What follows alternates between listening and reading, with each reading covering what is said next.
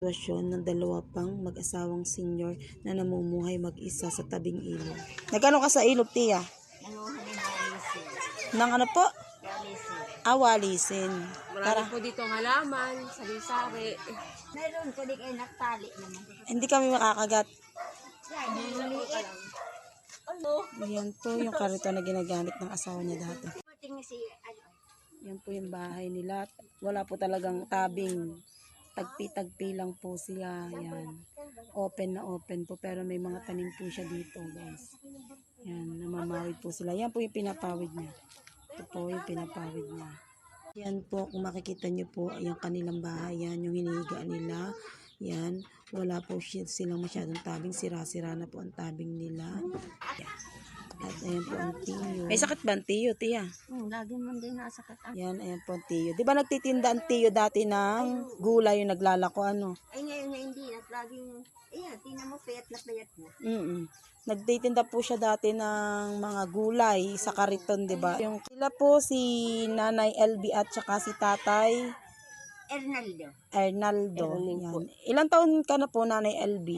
81. Oh, 81 na po si Nanay LB at si Tatay po. Ay, So, tiyo po. 72. Mas matanda ka din, ano, Tia? Parang ang tiyo at saka yung isa kaninang na-interview natin. Yan. Ito po sila at ang sitwasyon po, wala po silang anak. Wala po kayong anak? wala. Oh, nasagot naman.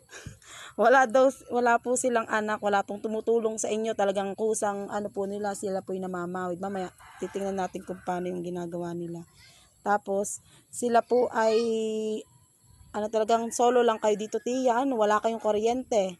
Wala rin po silang kuryente. Talagang sila po yung nakatira dito sa tabing ilog. Yan, ito po, tabing ilog po yan. Dito po sila naninirahan. Tiya, may konting katanungan lang po kami.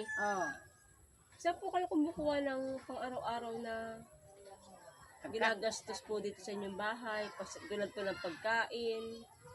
Ang ginagastos namin, katulad ngayon, namamawid ako.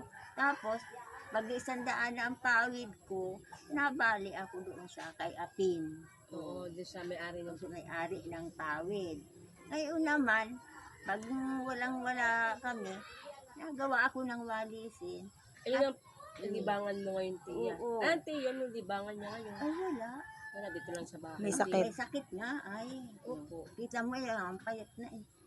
Kahit pa paano naman siya may nakakatayo-tayo mo sa mata. Ay, maski siya ay masama ang pakaramdam.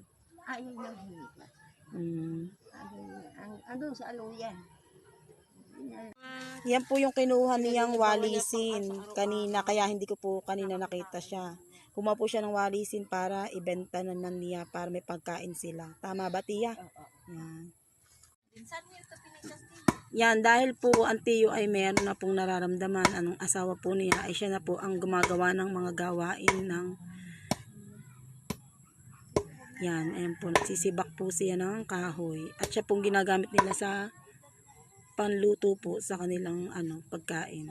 Ma'am Aurora, kami po ay nagpapasalamat ng mag-asawa sa iyo at kami naman po tutulungan po ninyo kasi sakali po kami guminhawa man lang ang aming buhay.